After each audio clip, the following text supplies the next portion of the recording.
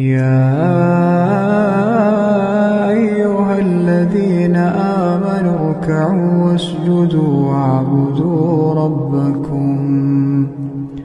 واعبدوا ربكم وافعلوا الخير لعلكم تفلحون. السلام عليكم ورحمة الله وبركاته. ازيكم يا حبايب قلبي، عاملين ايه؟ يا رب تكونوا بخير. اهلا بيكم في فيديو جديد ويوم جديد، اتمنى يا رب انه يعجبكم وينال رضاكم. يلا بينا النهاردة فيديو تشجيعي وحماسي، وكمان هنتعلم مع بعض. النهاردة هنعمل الطعمية سوا، وهنشوف كده شوية مشتريات جبتها هننظمها كده مع بعض، وكملي معايا الفيديو للنهاية هيعجبك جدا. ويلا بينا نبدأ الفيديو. قبل ما نبدأ الفيديو بتاعنا هنصلي على النبي ونقول اللهم صل وسلم وبارك على سيدنا محمد وعلى آله وأصحابه أجمعين.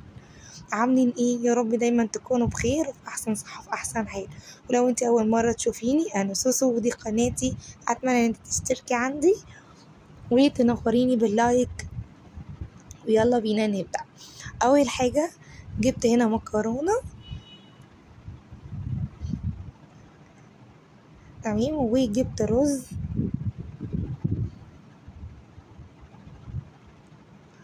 وكمان جبت فيه مدشوش عشان هنعمله طعمية زي ما قلت لكم، وكمان جبت فاصوليا بيضة، وكمان لسان عصفور وفشار،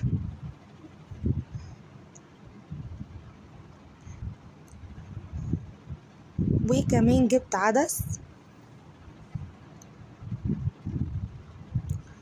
وده توابل كده ايه للبطاطس.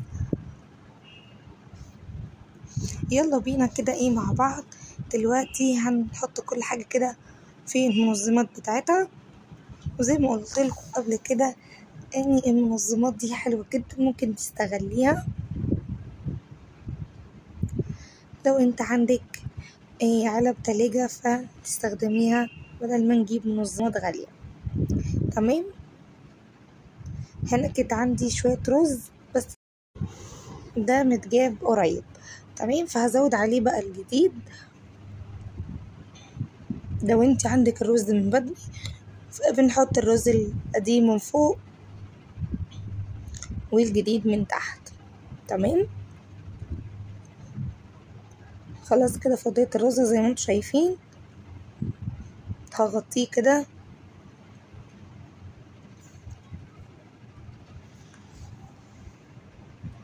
وبعد كده على طول هجيب المنظم بتاع الفشار،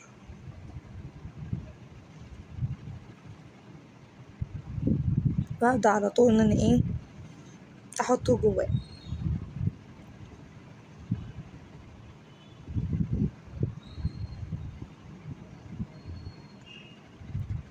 حطيته كده زي ما انتم شايفين.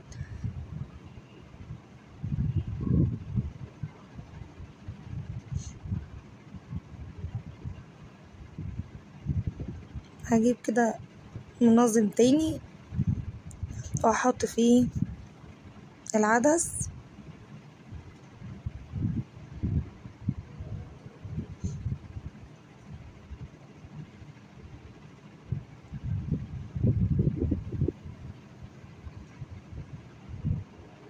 وهجيب كمان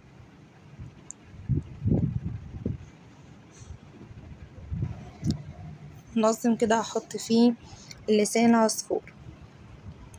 تمام كده، خلاص كده انا خلصت.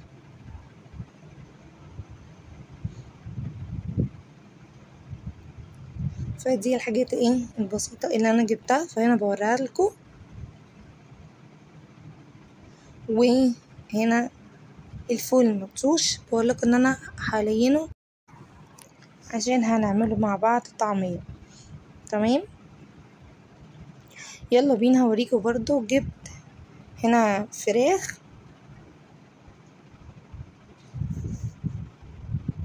ما شاء الله كانت حلوة جدا.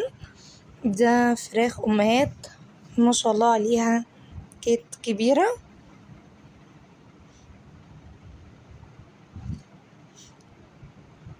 تمام. فانا طبعا هقطعها عن كده، بس انا كنت بوريها لكم. هبدأ ان انا انقعها كده في مية وملح وعصرة ليمونة كده عصرية جواها. وبعد ما تقعد شوية في المنقوع ده هنبدأ ان احنا نغسلها كده تحت المية الجارية.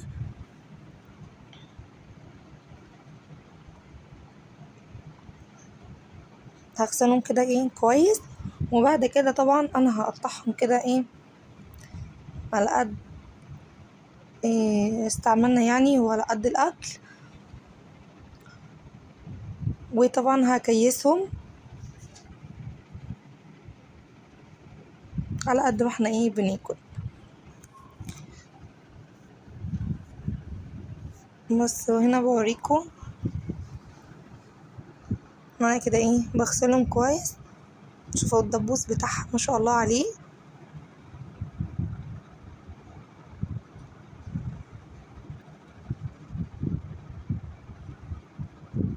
حلو كده وتفتح النفس وهي لسه مستوتش.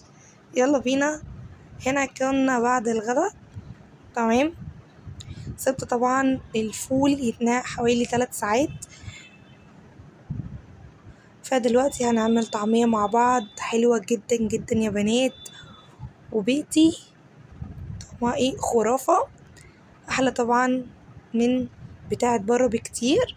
اول حاجة جبت الكبة بتاعتي، وهبدأ ان انا اضرب كده الفول بعد ما لينته زي ما قلت لكم.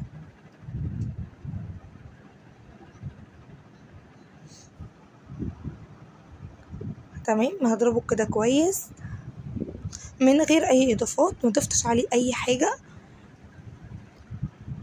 زي ما انتوا شفتوا كده.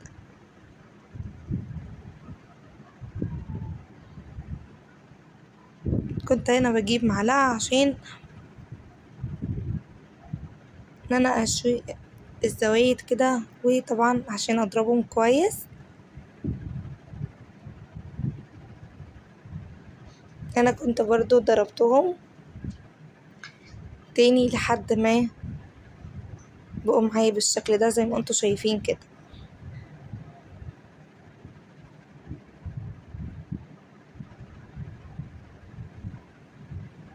هنا كنت بوريكم،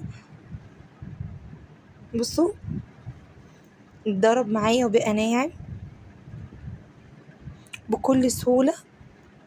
تعمليه في البيت واوفر واضمن طبعا.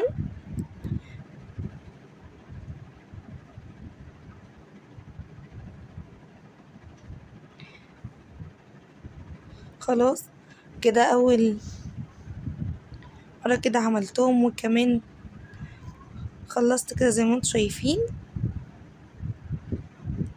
يلا بينا هوريكم هنعمل ايه تاني.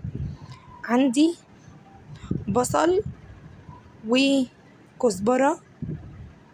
طبعا حابة تزودي الكزبرة والبصل زي ما تحبي، حابة تحطي كرفس ماشي. بس هنا انا مزودتش خضرة عشان يبقى احس بطعم الفول المدشوش جواها والطعمية، بدل ما احس ان انا باكل خضرة بس. تمام. هضربهم برضو كده ناعم.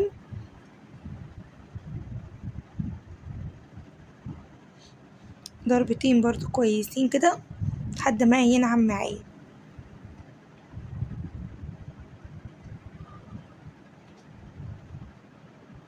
بعد كده بقى هجيب كده حاجة كبيرة. طبق ده كبير كده احطه كده جواهم زي ما انتوا شايفين. وبعد كده هجيب معلقة كبيرة من الكزبرة ونص معلقة شطة. تمام. وهبدأ كده ان انا اقلب زي ما انتوا شايفين. طبعا مش بنحط كربوناتو دلوقتي، بنحط كربوناتو وقت الاستعمال بس على الزيت على طول. تمام. حابة تزودي ملح ماشي. هنا كنت كيستهم زي ما انتم شايفين. ده طبعا كان نص كيلو من فول المدشوش، عمل معايا 4 أكياس. يلا بقى بينا ندخل بقى على المطبخ ونشوف هنغسل شوية المواعين بتوعوا معانا من الغدا وكمان الطعمية اللي عملناها مع بعض دلوقتي. فيلا كده بقى يا ست الكل، لو وراكي شوية مواعين او وراكي اي حاجة عايزة تعمليها، فالنهاردة كده ايه فيديو كله رغاوي كده ونشاط.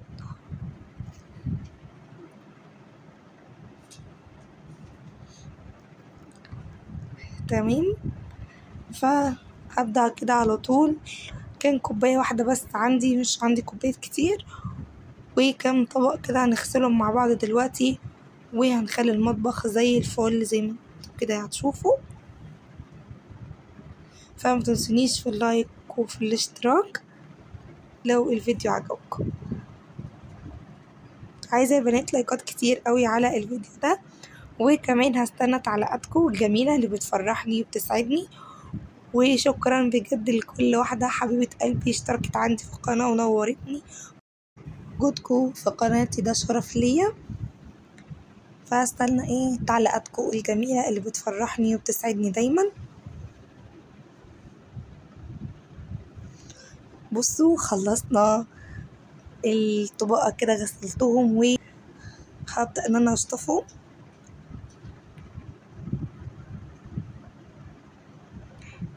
تمام. وابدأ طبعا بعد كده اصفيهم على جنب لحد ما نخلص، بعد كده ارصهم في مكانهم على طول. فيلا يا ست الكل قومي، لو كسلانة كده ايه خلص شوية المواعين اللي عندك سايباهم في الحوض وكسلانة ومش عايزة تقومي، فقومي نخلصهم كده مع بعض.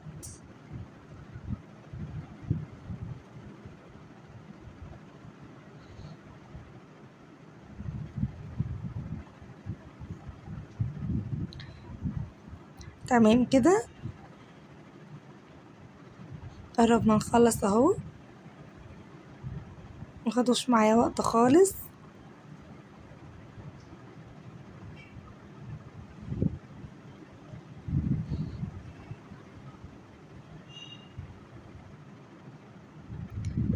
خلاص كده اخر حاجة. وبعد كده عندي كام معلقة كده ايه اغسلهم.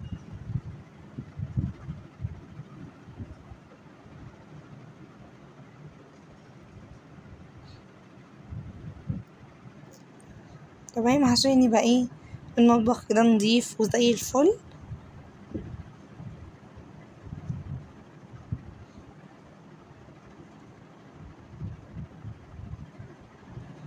عشان كده ايه الدنيا تبقى رايقة. خلاص كده خلصتهم وكمان شطفتهم. اخر حاجة كده هعملها ان انا هغسل الحوض.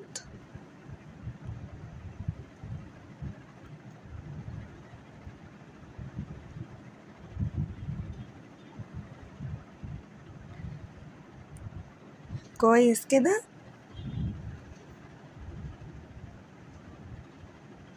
وبعد كده على طول هبدأ ان انا ايه اشطفه.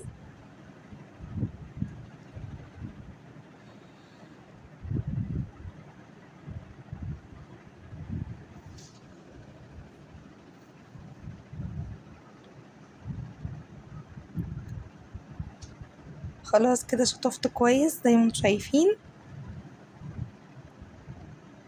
من كل الصابون.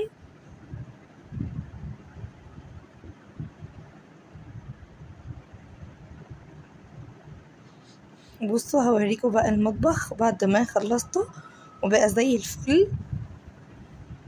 بصوا الدنيا بقت نظيفة.